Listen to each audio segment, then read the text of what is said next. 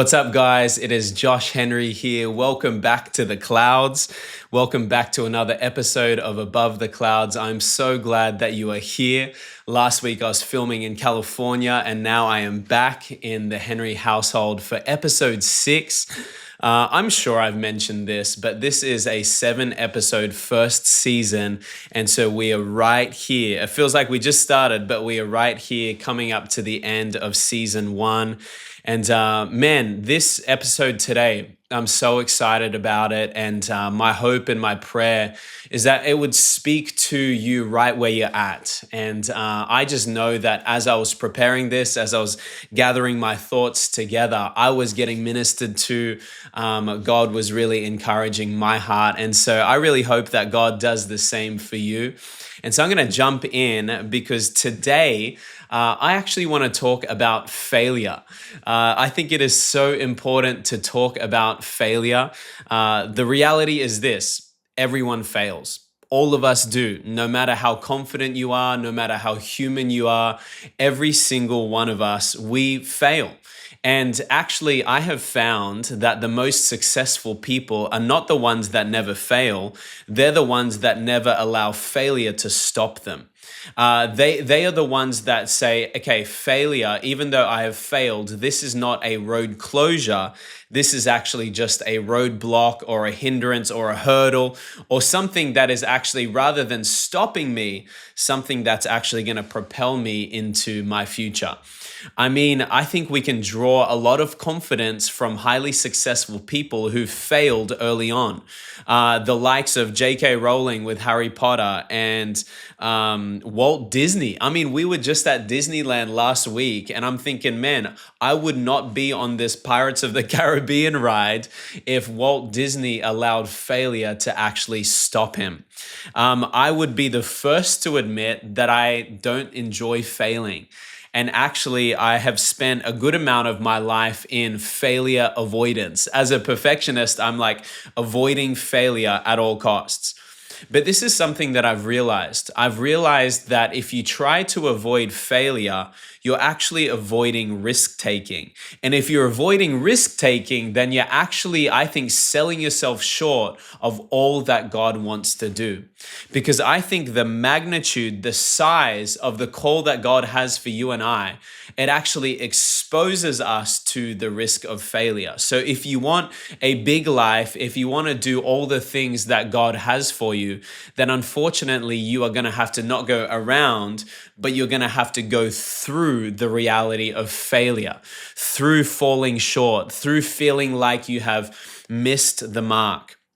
And today, I really want to spend a little time really examining the life of the one and only Peter, who in many ways has some very public failures. I mean, the guy, his failures are published for all of us to see in the Bible. And I really want to look at and examine Peter's life and really see not how we can avoid failure, but how we can actually move forward through failure. What to do, maybe this is a better way to say it, what to do when we fail, when we feel like we have fallen short.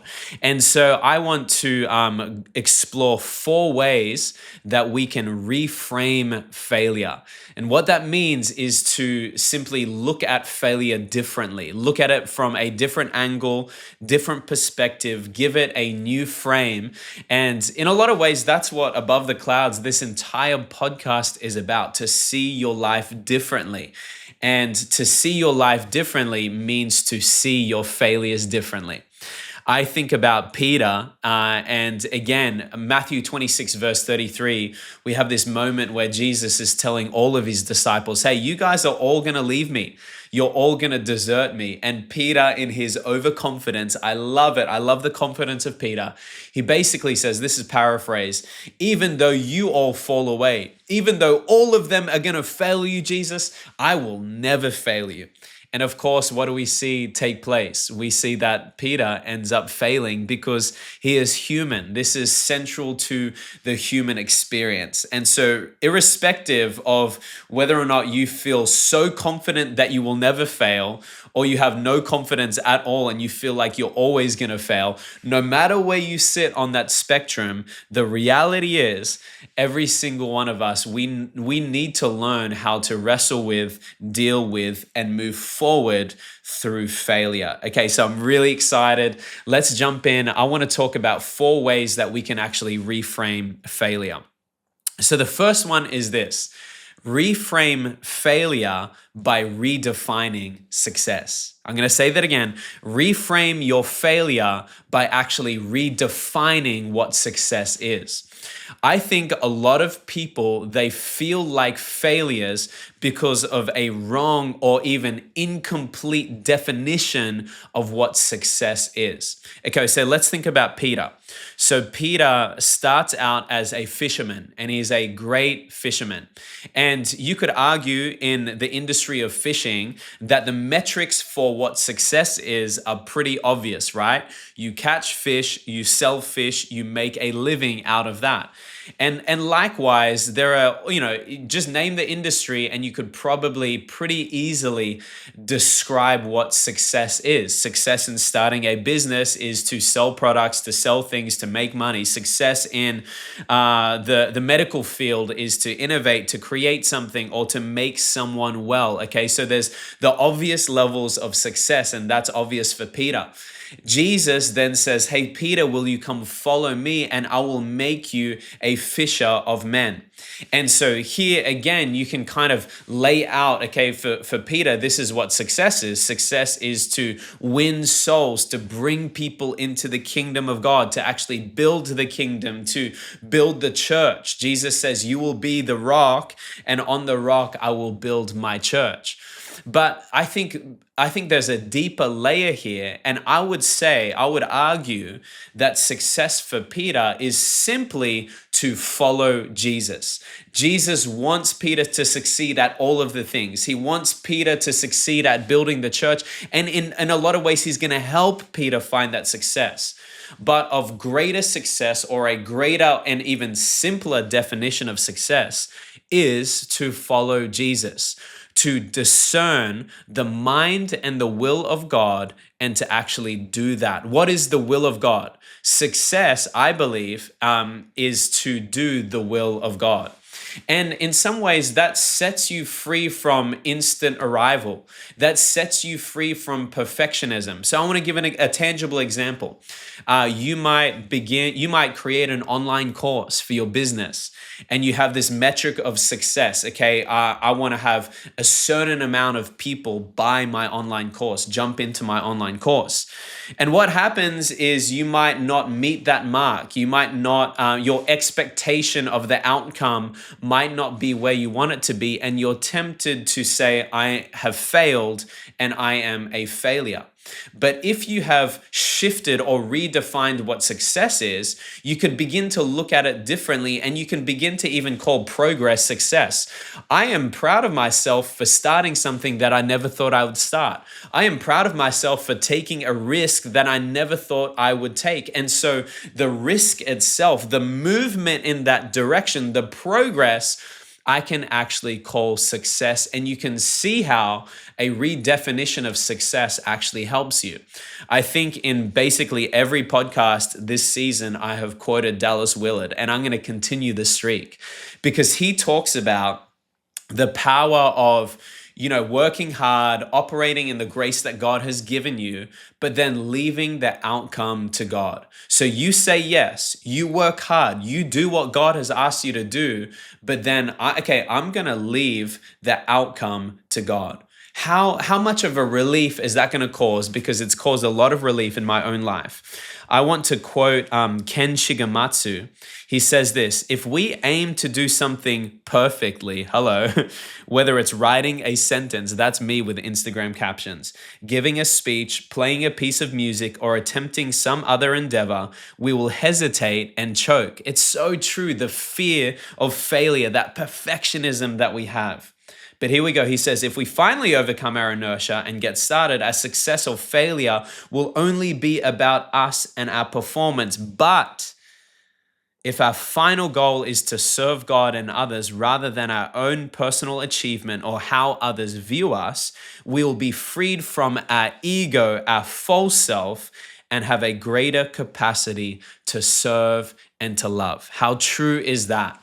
So I hope that's an encouragement. I think some of us, we need to actually take a step back, because some of you, I suspect, you feel like a failure in that you're not seeing the outcomes that you want to see yet. You are disappointed with where you are at in life. I mean, how common is it to say, man, I would have thought by now that I would have been further along, but what does it look like to actually redefine success? Yeah, and that's not diminishing success that you actually want, that you actually dream about, but ultimately, I think there's a lot of freedom to be found in going, okay, what if success is obedience? What if success is simply my yes, and that's going to free me to take risks and to actually move in the right direction?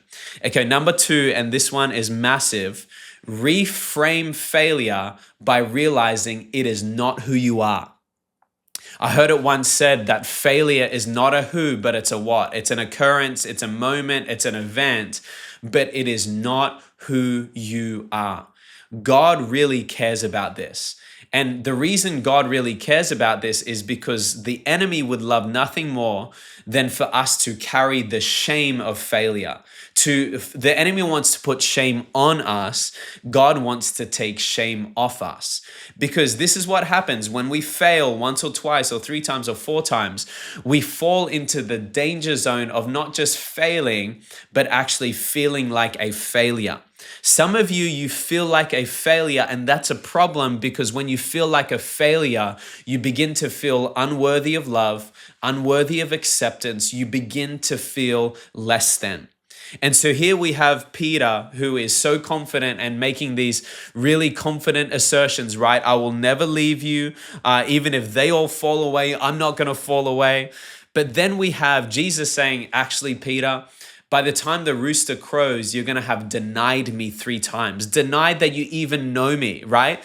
I mean, here, there's one thing to like fail people. It's another thing to like truly go, I just failed Jesus. Like, what the heck, you know? And so Jesus says, this is what's going to happen. Peter's like, no way, man. That is not going to happen. And then Peter, as he's standing by a charcoal fire, what happens? He denies Jesus a 3rd time. The rooster crows. And it's brutal because Luke chapter 22:61, all of the gospels record this, which again, like I said, Peter's failure is very public. But Luke's gospel actually gives us something unique, and that is eye contact between Jesus and Peter. So in the moment that Peter falls short, the rooster crows and is heard, Jesus looks from across the court at Peter, and Peter begins to weep. He begins to break down. And I cannot imagine that feeling. Well, I guess I can to some degree, but that feeling of failure that hits Peter. I have just let down Jesus. I have just gone against my word. I have just fallen short in a major way. And the temptation of Peter in that moment must be to begin to shy away from the call of God, must be to begin to go, man, I am a failure. This is who I am. And I want you to realize how much this matters to God, because God does not want you to feel like a failure. Because the moment you begin to carry the shame, the moment you begin, like I said, to pull away from who you are, your value, your worth, and what He has for you. And so in John chapter 21, we see this restoration and this redemption where Jesus recreates the scene. He sets up a charcoal fire for breakfast.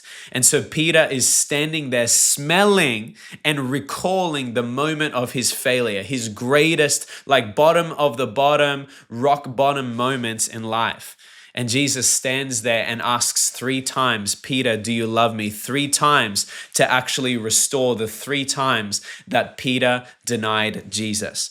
And so I really want you to get this into your soul. You are not a failure. Every single person under the sound of my voice, you are not a failure. And if you feel like you have fallen short, if you feel like you are not where you're meant to be, if you feel like you have let God down, let people down, then in this moment, I believe Jesus wants you to receive 2 things. He wants you to receive his unconditional love for you and his unrelenting belief in you. There is no one that loves you more in this moment than Jesus Christ. And there is no one that believes in you more in this moment than Jesus Christ. And I hope that that actually gets into you. You need to know that the same way that Peter needed to realize that. There's a book that I love called Fantastis.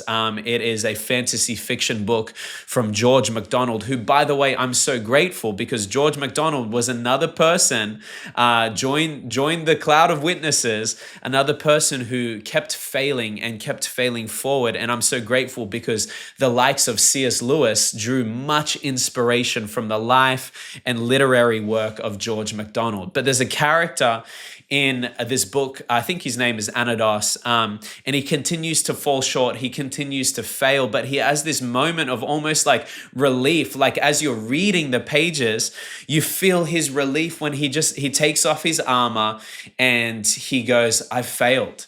And he experiences the power of lowliness. And there's this whole like shadow self. There's this ego. There's this ideal. There's this performance that breaks off his life. But long story short is this. He goes, I've failed.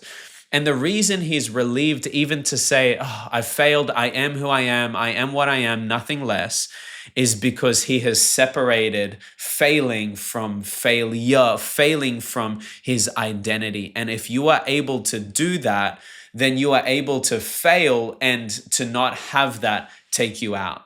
And so Jesus was determined. Jesus was like, man, I don't want Peter to be taken out by this failure, and it's the same for you.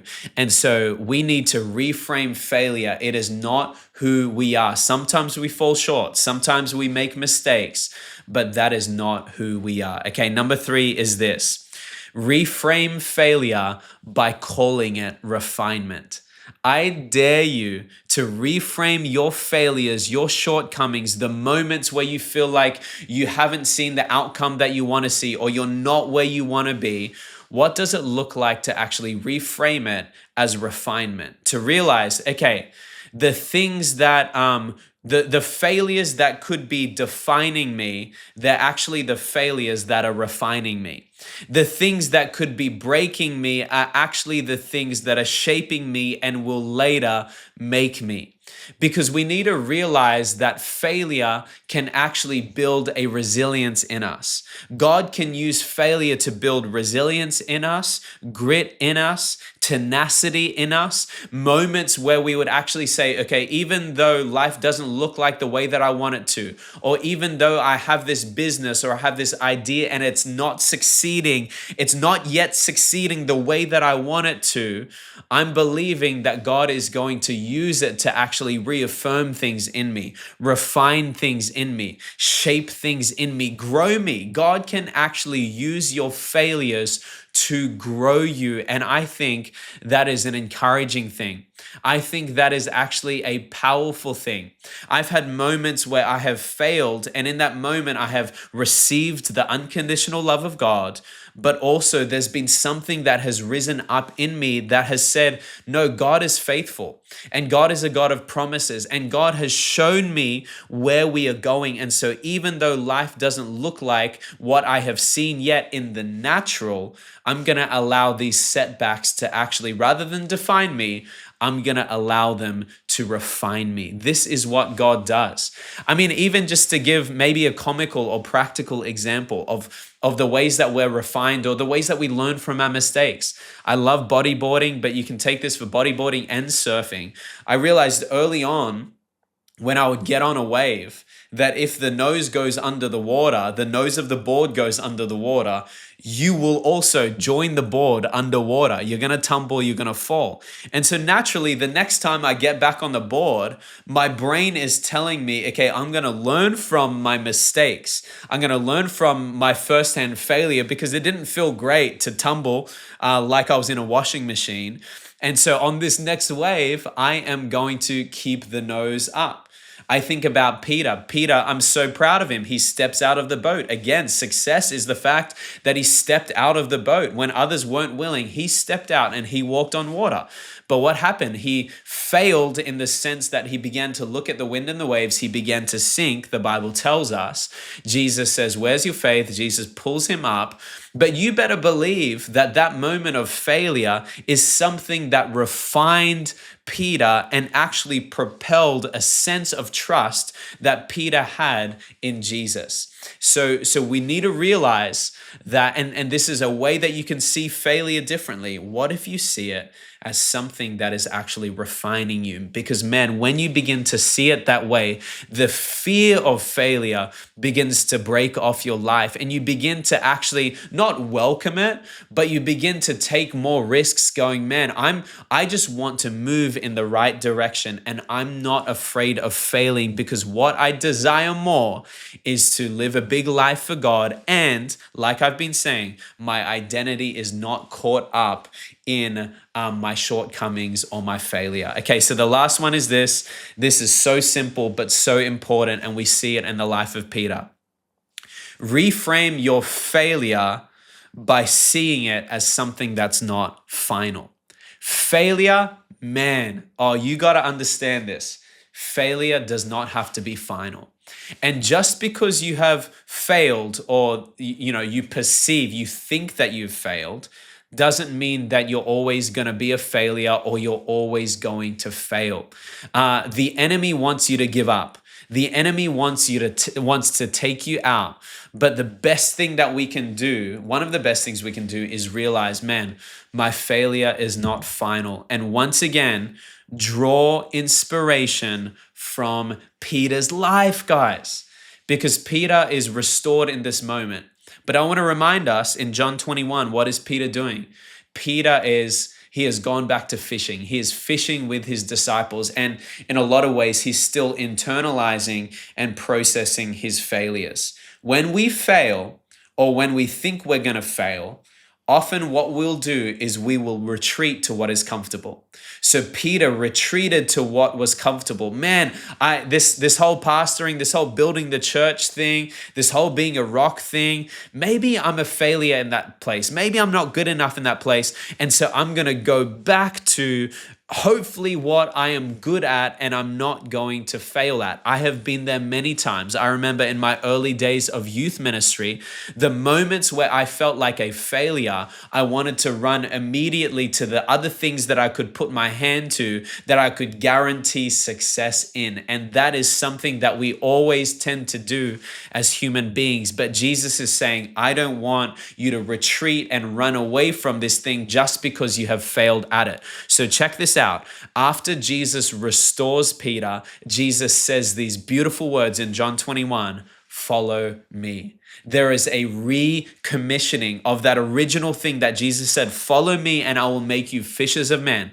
What Jesus is saying is this: you failed. That's a fact. But that failure is not final, and that failure does not discredit you from doing what I asked you to do in the first place. And so, Peter, I want you to get back in the saddle because we have work to do. So Jesus is saying, would you follow me? And so we need to realize, man, failure is not final. And when you reframe it that way, when you look at failure that way, this is not the end of the road. This is maybe even a necessary step in me doing all that I'm meant to do and becoming all that I am meant to be.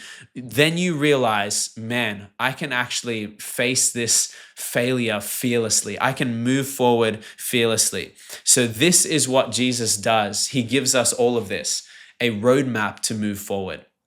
And I believe that even after you have fallen short, failed, or maybe you're in a place where you're just disappointed, man, I just I don't feel like I'm achieving all that I'm meant to achieve by my age. Because the reality is, man, we feel that when we're like 15, 20, like 30. Does it ever end? But I want you to know that Jesus has a roadmap for you. And if necessary, he has a recommissioning for you. I want to remind you that we're moving in the right direction. I want to remind you that I have not forgotten about the call that I've given you. And I want to remind you that I have great success for you, because God does. He wants us to succeed. And like I said at the very start, successful people are not people who never fail. Successful people are people who fail, but don't allow that to be the thing that takes them out, but they keep moving forward. So guys, let's commit to following Jesus. Let's commit to being obedient, and let's be successful in all that we do, because we have God on our side. But I hope that this has in some way encouraged you. Even as I have been sharing, I feel built up.